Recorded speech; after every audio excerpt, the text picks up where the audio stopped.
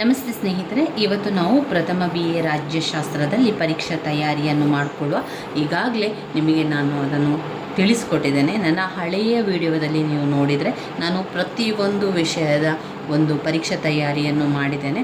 ಅದೆಲ್ಲ ಕೂಡ ತುಂಬ ಹಳೆಯ ವೀಡಿಯೋಸ್ಗಳು, ಅದೆಲ್ಲ ಕೂಡ ನಾನು ಪ್ಲೇಲಿಸ್ಟಲ್ಲಿ ಹಾಕಿದ್ದೇನೆ. ಅದನ್ನು ಕೂಡ ನೀವು ನೋಡ್ಕೊಳ್ಬೋದು. ಇವತ್ತು ಹೊಸದಾಗಿ ಆರಂಭದಿಂದ ಎಲ್ಲವನ್ನು ಹೇಳ್ಕೊಡುವಂಥದ್ದು ರಾಜ್ಯಶಾಸ್ತ್ರದಲ್ಲಿ ಮೊದಲನೆಯ ಬ್ಲಾಕನ್ನು ಇವತ್ತು ನೋಡ್ತಾ ಹೋಗುವ. ಇದರಲ್ಲಿ ಎಷ್ಟು ಸಾಧ್ಯ ಆಗ್ತದೆ ಅಷ್ಟನ್ನು ನಾವು ತಿಳಿತಾ ಹೋಗುವ ಸ್ನೇಹಿತರೆ. ಮೊದಲಿಗೆ ರಾಜಕೀಯ ಸಿದ್ಧಾಂತ, ವೆರಿ ಇಂಪಾರ್ಟೆಂಟ್ ಆಗಿರುವಂಥ ಇದರ ಎರಡು ಪ್ರಶ್ನೆಗಳು. ರಾಜ್ಯಶಾಸ್ತ್ರದ ವ್ಯಾಪ್ತಿ ಮತ್ತು ರಾಜ್ಯಶಾಸ್ತ್ರದ ಮಹತ್ವವಾಗಿರುವಂಥದ್ದು. ರಾಜ್ಯಶಾಸ್ತ್ರದ ವ್ಯಾಪ್ತಿ ಮತ್ತು ರಾಜ್ಯಶಾಸ್ತ್ರದ ಮಹತ್ವವನ್ನು ಓದ್ಕೊಳ್ಳೇಬೇಕು.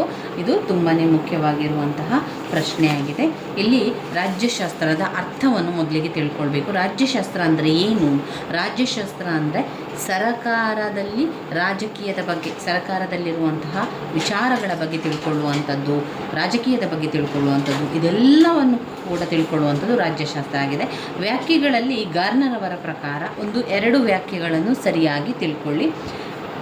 ಗಾರ್ನರ್ ಪ್ರಕಾರ ರಾಜ್ಯಶಾಸ್ತ್ರದ ಅಧ್ಯಯನವು ರಾಜ್ಯದೊಂದಿಗೆ ಆರಂಭವಾಗಿ ರಾಜ್ಯದೊಂದಿಗೆ ಮುಕ್ತಾಯಗೊಳ್ಳುತ್ತದೆ, ರಾಜ್ಯದೊಂದಿಗೆ ಕೊನೆಗೊಳ್ಳುತ್ತದೆ. ಇನ್ನು ಲೀಕಕ್ ಅವರ ಪ್ರಕಾರ ಸರಕಾರದ ಕಾರ್ಯಗಳನ್ನು ಕುರಿತು ಅಧ್ಯಯನ ಮಾಡುವ ಶಾಸ್ತ್ರವೇ ರಾಜ್ಯಶಾಸ್ತ್ರ. ಸರಕಾರದ ಕಾರ್ಯಗಳನ್ನು ಕುರಿತು ಅಧ್ಯಯನ ಮಾಡುವ ಶಾಸ್ತ್ರವೇ ರಾಜ್ಯಶಾಸ್ತ್ರವಾಗಿರುವಂಥದ್ದು. ಇನ್ನು ರಾಜ್ಯಶಾಸ್ತ್ರದಲ್ಲಿ ರಾಜ್ಯಶಾಸ್ತ್ರದ ವ್ಯಾಪ್ತಿ 5 ಅಂಕಕ್ಕೆ ಹಲವು ಸಾರಿ ಕೇಳಿರುವಂಥ ಪ್ರಶ್ನೆ.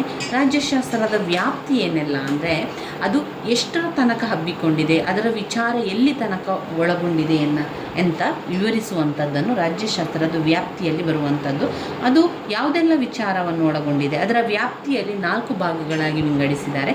ಒಂದು ರಾಜಕೀಯ ಸಿದ್ಧಾಂತ, ಆಮೇಲೆ ರಾಜಕೀಯ ಸಮಸ್ಯೆಗಳು, ಸಂಸ್ಥೆಗಳು, ರಾಜಕೀಯ ಪಕ್ಷಗಳು, ಅಂತಾರಾಷ್ಟ್ರೀಯ ಸಂಬಂಧಗಳು. ಈ 4 ಪಾಯಿಂಟ್ಸ್ಗಳನ್ನು ಬಾಯ್ಪಾಠ ಮಾಡಿ ಕಲಿಯಿರಿ. ರಾಜ್ಯಶಾಸ್ತ್ರದ ವ್ಯಾಪ್ತಿ ಇನ್ನೊಮ್ಮೆ ಹೇಳ್ತಾ ಇದ್ದೇನೆ: ರಾಜಕೀಯ ಸಿದ್ಧಾಂತ, ರಾಜಕೀಯ ಸಂಸ್ಥೆಗಳು, ರಾಜಕೀಯ ಪಕ್ಷಗಳು, ಅಂತಾರಾಷ್ಟ್ರೀಯ ಸಂಬಂಧಗಳು.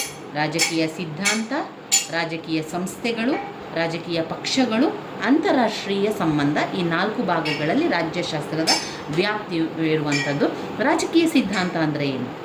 ರಾಜಕೀಯ ಸಿದ್ಧಾಂತದಲ್ಲಿ ಯಾವೆಲ್ಲ ವಿಚಾರಗಳಿದೆ, ಅದು ಈಗ ನಮ್ಮ ಒಂದು ರಾಜಕೀಯ ಹೇಗೆ ಉಗಮ ಆಯಿತು, ಹೇಗೆ ಅದು ಬೆಳವಣಿಗೆ ಆಗ್ತಾ ಇದೆ, ಅದರಲ್ಲಿ ಯಾವ ರೀತಿ ಕಾರ್ಯಾಚರಣೆ ಆಗ್ತಾ ಇದೆ, ಅಲ್ಲಿರುವಂಥ ಗುರಿ ಏನು, ಅದರ ಒಂದು ವಿಚಾರ ಏನು, ರಾಜಕೀಯವನ್ನು ಯಾವ ರೀತಿ ನಡೆಸ್ತಾ ಇದ್ದಾರೆ, ಎಷ್ಟು ಜನಗಳು ನಡೆಸ್ತಾ ಇದ್ದಾರೆ, ಈ ಎಲ್ಲ ಒಂದು ವಿವರ. ಈಗ ನಮಗೆ ಒಂದು ರಾಜಕೀಯದ ಬಗ್ಗೆ ಏನೆಲ್ಲ ತಿಳ್ಕೊಳ್ಬೇಕು ಅದೆಲ್ಲ ಇರುವಂಥದ್ದು ರಾಜಕೀಯ ಸಿದ್ಧಾಂತದಲ್ಲಿ. ಇದರ ಅಧ್ಯಯನವನ್ನು ಮಾಡುವಂಥದ್ದಾಗಿದೆ. ಇನ್ನು ರಾಜಕೀಯ ಸಂಸ್ಥೆಗಳು ಅಂತ ಬಂದಾಗ ಯಾವುದೆಲ್ಲ ಸಂಸ್ಥೆಗಳು? ರಾಜಕೀಯ ಅಂತ ಬಂದಾಗ ಸರ್ಕಾರ ಅಲ್ವಾ, ಒಂದು ಸರ್ಕಾರದಲ್ಲಿ ಏನಿದೆ? ಸರ್ಕಾರದಲ್ಲಿ ಸಂವಿಧಾನ ಇದೆ. ಅದರಲ್ಲಿ ಇನ್ನೇನಿದೆ? ಅದರಲ್ಲಿ ಪ್ರಾಂತೀಯ ಸರಕಾರ, ಸ್ಥಳೀಯ ಸರಕಾರ, ಆಮೇಲೆ ಸಾರ್ವಜನಿಕರ ಆಡಳಿತ, ರಾಜಕೀಯ ಸಂಸ್ಥೆ. ಇದು ರಾಜಕೀಯ ಸಂಸ್ಥೆಗಳಲ್ಲಿ ಬರ್ತದೆ. ಅಂದರೆ ರಾಜಕೀಯಕ್ಕೆ ಸಂಬಂಧಪಟ್ಟಂಥ ವಿಚಾರಗಳೆಲ್ಲವೂ ಕೂಡ ರಾಜಕೀಯ ಸಂಸ್ಥೆಯ ಒಳಗಡೆ ಬರುವಂಥದ್ದು. ನೆನಪಲ್ಲಿಟ್ಕೊಳ್ಳಿ. ರಾಜಕೀಯ ಸಂಸ್ಥೆಗಳಲ್ಲಿ ಸಂವಿಧಾನ, ಸರಕಾರ, ಸ್ಥಳೀಯ ಆಡಳಿತ, ಸಾರ್ವಜನಿಕ ಆಡಳಿತ, ಸಾರ್ವಜನಿಕ ಆಡಳಿತ ಇದೆಲ್ಲ ಕೂಡ ಬರ್ತದೆ. ಇನ್ನು ರಾಜಕೀಯ ಪಕ್ಷಗಳು ಅಂತ ಬಂದಾಗ ಅಲ್ಲಿ ರಾಜಕೀಯ ಪಕ್ಷಗಳು, ಒತ್ತಡ ಗುಂಪುಗಳು ಮತ್ತು ಸಾರ್ವಜನಿಕ ಅಭಿಪ್ರಾಯ ಹಾಗೂ ಸಂಸ್ಥೆಗಳು ಅದೆಲ್ಲ ಬರುವಂಥದ್ದು. ಒತ್ತಡ ಗುಂಪುಗಳು ಒಂದು ಪಕ್ಷ ಅಂತ ಬರುವಂಥದ್ದು. ಒತ್ತಡ ಗುಂಪುಗಳು, ಸಾರ್ವಜನಿಕರ ಅಭಿಪ್ರಾಯ ಹಾಗೂ ಸಂಸ್ಥೆಗಳು, ಸರಕಾರ ಮತ್ತು ಆಡಳಿತ ಇದೆಲ್ಲ ಕೂಡ ಒಳಗೊಂಡಿರುತ್ತದೆ. ಇನ್ನು ಅಂತಾರಾಷ್ಟ್ರೀಯ ಸಂಬಂಧ ಅಂತ ಹೇಳಿದರೆ ರಾಷ್ಟ್ರಗಳ ನಡುವಿನ ಸಂಬಂಧವನ್ನು ಅದು ನಮಗೆ ತಿಳಿಸಿಕೊಡುತ್ತದೆ. ಅಲ್ಲಿನ ಒಂದು ಆಡಳಿತ, ಅಲ್ಲಿ ಒಂದು ಯಾವ ರೀತಿ ಕಾರ್ಯಾಚರಣೆ ಆಗ್ತದೆ, ಅಲ್ಲಿನ ಒಂದು ಸಂಸ್ಥೆಗಳೇನು, ಅಲ್ಲಿನ ಒಂದು ಕಾನೂನೇನು, ಅದನ್ನೆಲ್ಲವನ್ನು ತಿಳಿಸಿಕೊಡುವುದು ಅಂತಾರಾಷ್ಟ್ರೀಯ ಸಂಬಂಧದ ಒಳಗಡೆ ನಮಗೆ.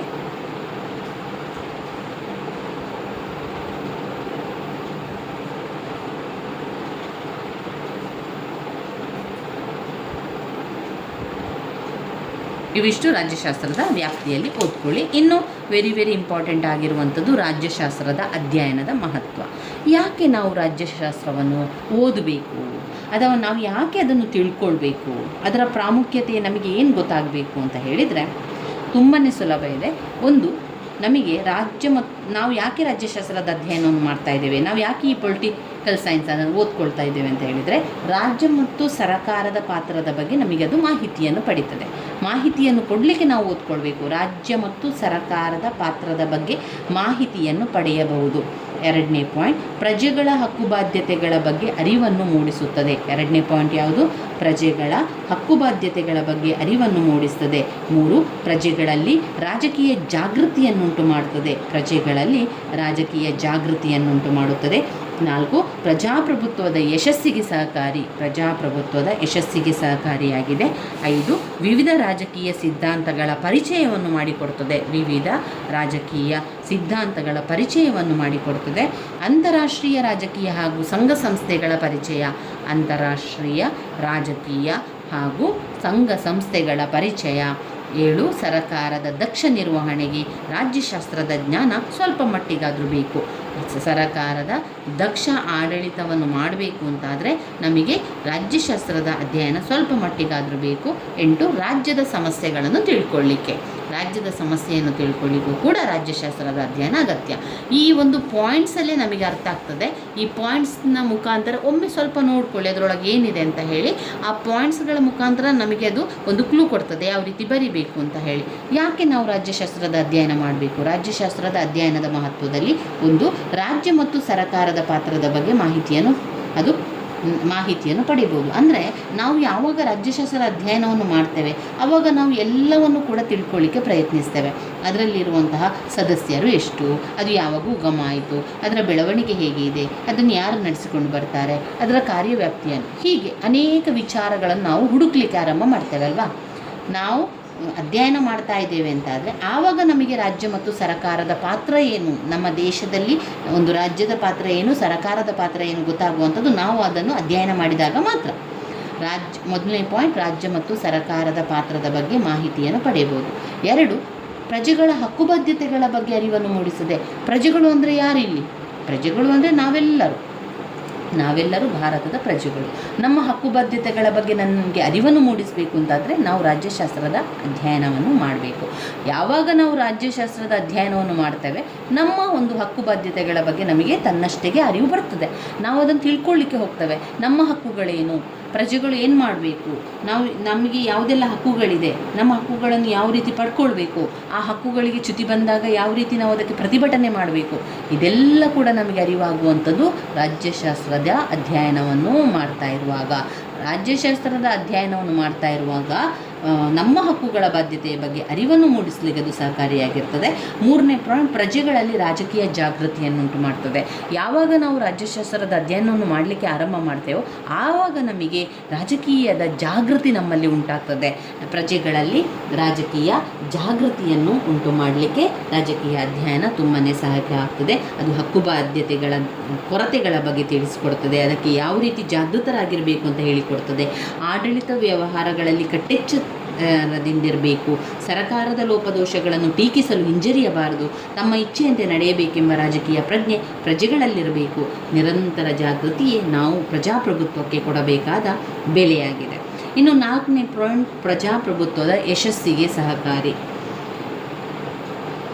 ಪ್ರಜಾಪ್ರಭುತ್ವದ ಯುಗ, ಪ್ರಜೆಗಳಿಂದ ಪ್ರಜೆಗಳಿಗಾಗಿ ನಡೆಸುವಂತಹ ಸರ್ಕಾರ ಅಂತ ಅಂದಮೇಲೆ ನಾವು ಆ ಪ್ರಜಾಪ್ರಭುತ್ವದ ಯಶಸ್ಸಿಗೆ ಸಹಕಾರಿಯಾಗಿದ್ದೇವೆ. ರಾಜ್ಯಶಾಸ್ತ್ರದ ಅಧ್ಯಯನವನ್ನು ಮಾಡುವುದರ ಮೂಲಕ ನಮಗೆ ಪ್ರಜಾಪ್ರಭುತ್ವದ ಬಗ್ಗೆ ತಿಳ್ಕೊಳ್ಳಿಕ್ಕೆ ಸಹಾಯ ಆಯಿತು. ಪ್ರಜೆಗಳ ನಿರ್ವಹಣೆಯ ಬಗ್ಗೆ ಸರಿಯಾದ ಜ್ಞಾನವಿರಬೇಕು. ರಾಜಕೀಯ ಜ್ಞಾನ ಹೊಂದಿರುವ ಪ್ರಜೆಗಳು ಉತ್ತಮ ಪ್ರತಿನಿಧಿಗಳನ್ನು ಆರಿಸಿ ಉತ್ತಮ ಸರಕಾರವನ್ನು ಮಾಡಬೇಕಾಗ್ತದೆ. ಇದು ಪ್ರಜಾಪ್ರಭುತ್ವದ ಯಶಸ್ಸಿಗೆ ಸಹಕಾರಿ. ಇನ್ನು ವಿವಿಧ ರಾಜಕೀಯ ಸಿದ್ಧಾಂತಗಳ ಪರಿಚಯ. ನಾವು ಯಾವಾಗ ರಾಜ್ಯಶಾಸ್ತ್ರದ ಅಧ್ಯಯನವನ್ನು ಮಾಡ್ತೇವೆ, ರಾಜ್ಯಶಾಸ್ತ್ರದ ಅಧ್ಯಯನದ ಮಹತ್ವ ಇದರಲ್ಲಿ ಒಂದಾಗಿರುವಂಥದ್ದು. ಮಹತ್ವ ಏನು ಅಂತ ಹೇಳಿದರೆ ನಮಗೆ ಬೇರೆ ಬೇರೆ ಸಿದ್ಧಾಂತಗಳನ್ನು ಓದ್ಕೊಳ್ಳಿಕ್ಕೆ ಅವಕಾಶ ಸಿಗ್ತದೆ, ತಿಳ್ಕೊಳ್ಳಿಕ್ಕೆ ಅವಕಾಶ ಸಿಗ್ತದೆ. ಯಾವುದೆಲ್ಲ ಸಿದ್ಧಾಂತ? ಸಮಾಜವಾದ ಸಿದ್ಧಾಂತ, ಸಮತಾವಾದ ಸಿದ್ಧಾಂತ, ಉದಾರವಾದ ಸಿದ್ಧಾಂತ, ಪ್ರಜಾಪ್ರಭುತ್ವ, ಸರ್ವಾಧಿಕಾರ, ಈ ರೀತಿಯಾಗಿ ವಿವಿಧ ರಾಜಕೀಯ ಸಿದ್ಧಾಂತಗಳ ಪರಿಚಯ ನಮಗಾಗ್ತದೆ. ಆಮೇಲೆ ಅಂತಾರಾಷ್ಟ್ರೀಯ ರಾಜಕೀಯದ ಬಗ್ಗೆ, ಸಂಘ ಸಂಸ್ಥೆಗಳ ಬಗ್ಗೆ ಪರಿಚಯ ಆಗ್ತದೆ. ಅಂತಾರಾಷ್ಟ್ರೀಯ ಅಂದರೆ ದೇಶದ ನಡುವೆ ಬೇರೆ ಬೇರೆ ಫಾರಿನ್ ಕಂಟ್ರೀಸಲ್ಲೆಲ್ಲ ಇರುವಂಥದ್ದು. ಅಲ್ಲಿರುವಂತಹ ಒಂದು ರಾಜಕೀಯದ ಬಗ್ಗೆ, ಅಲ್ಲಿನ ಒಂದು ಸಂಘ ಸಂಸ್ಥೆಗಳ ಬಗ್ಗೆ, ಅಲ್ಲಿನ ವಿಚಾರಗಳ ಬಗ್ಗೆ ನಮಗೆ ತಿಳ್ಕೊಳ್ಳಿಕ್ಕೆ ಈ ರಾಜ್ಯಶಾಸ್ತ್ರ ಅಧ್ಯಯನ ತುಂಬಾ ಸಹಕಾರಿ ಮಾಡ್ತದೆ. ಅಂತಾರಾಷ್ಟ್ರೀಯ ರಾಜಕೀಯ ಮತ್ತು ಸಂಘ ಸಂಸ್ಥೆಗಳ ಪರಿಚಯವನ್ನು ಮಾಡುವಂಥದ್ದು, ರಾಷ್ಟ್ರಗಳ ನಡುವೆ ಇರುವಂಥ ವೈಮನಸ್ಸು ಹೆಚ್ಚಾಗಿ ಯುದ್ಧಗಳಿಗೆ ನಾಂದಿಯಾಗಿ ವಿಶ್ವಶಾಂತಿ ಅಡ್ಡಿಯಾಗಿರುತ್ತದೆ. ಜಗತ್ತಿನ ರಾಷ್ಟ್ರಗಳೆಲ್ಲ ಒಂದಾಗಿ ಸೌಹಾರ್ದದಿಂದ ಬಾಳಲಿಕ್ಕೆ ಅಂತಾರಾಷ್ಟ್ರೀಯ ಸಂಘ ಸಂಸ್ಥೆಗಳು ಸ್ಥಾಪಿಸಿಕೊಂಡು ಪರಸ್ಪರ ಸಹಕಾರ ಕೂಡ ಅದು ನೀಡ್ತದೆ ಎನ್ನುವಂಥದ್ದು. 7ನೇ ಪಾಯಿಂಟ್, ನಾವು ರಾಜ್ಯಶಾಸ್ತ್ರದ ಅಧ್ಯಯನವನ್ನು ಮಾಡ್ತಾ ಇದ್ದೇವೆ ಅಂತ ಹೇಳಿದರೆ ಅದು ನಮಗೆ ಯಾವ ರೀತಿ ಮಹತ್ವದ್ದಾಗಿದೆ. ಸರಕಾರ ದಕ್ಷವಾಗಿ ನಿರ್ವಹಣೆಯನ್ನು, ರಾಜ್ಯಶಾಸ್ತ್ರದ ಜ್ಞಾನ ಸ್ವಲ್ಪ ಮಟ್ಟಿಗಾದರೂ ಇದ್ದರೆ ಉತ್ತಮ. ರಾಜ್ಯಶಾಸ್ತ್ರದ ದಕ್ಷ ನಿರ್ವಹಣೆ ಮಾಡಬೇಕು ಅಂತಾದರೆ ಸರಕಾರದ ದಕ್ಷ ನಿರ್ವಹಣೆಗೆ ರಾಜ್ಯಶಾಸ್ತ್ರ ಜ್ಞಾನ ಸ್ವಲ್ಪ ಮಟ್ಟಿಗಿದ್ರೆ ಒಳ್ಳೆಯದು. 8ನೇ ಪಾಯಿಂಟ್, ರಾಜ್ಯದ ಸಮಸ್ಯೆಗಳನ್ನು ಅರಿಯಲು, ರಾಜ್ಯದಲ್ಲಿ ಏನೆಲ್ಲ ಸಮಸ್ಯೆಗಳು ಉಂಟಾಗ್ತದೆ ಅದನ್ನೆಲ್ಲ ತಿಳ್ಕೊಳ್ಬೇಕು ಅಂತಾದರೆ ರಾಜ್ಯಶಾಸ್ತ್ರದ ಅಧ್ಯಯನ ತುಂಬಾ ಮಹತ್ವವನ್ನು ಕೊಡುವಂಥದ್ದು. ಇವಿಷ್ಟು ಘಟಕ 1ರಲ್ಲಿ ನೀವು ಓದಬೇಕಾಗಿರುವಂಥದ್ದು. ಮೊದಲಿಗೆ ಇಷ್ಟನ್ನು ಸರಿಯಾಗಿ ಕಲಿತುಕೊಳ್ಳಿ, ಇದರ ಪಾಯಿಂಟ್ಸನ್ನು ಬಾಯ್ಪಾಠ ಮಾಡಿಕೊಳ್ಳಿ. ರಾಜ್ಯಶಾಸ್ತ್ರದ ಅಧ್ಯಯನದ ಮಹತ್ವ, ಆಮೇಲೆ ರಾಜ್ಯಶಾಸ್ತ್ರದ ವ್ಯಾಪ್ತಿ, ಇದು ಹೆಚ್ಚಾಗಿ ಬರುವಂತಹ ಪ್ರಶ್ನೆ ಆಗಿರುವಂಥದ್ದು. ಹಾಗೆ ರಾಜ್ಯಶಾಸ್ತ್ರದ ಅರ್ಥ, ರಾಜ್ಯಶಾಸ್ತ್ರದ ವ್ಯಾಪ್ತಿ ಅಷ್ಟನ್ನು ಸರಿಯಾಗಿ ತಿಳ್ಕೊಳ್ಳಿ. ವ್ಯಾಪ್ತಿ, ಮಹತ್ವ, ಆಮೇಲೆ ಅರ್ಥವನ್ನು ಸರಿಯಾಗಿ ತಿಳ್ಕೊಳ್ಳಿ.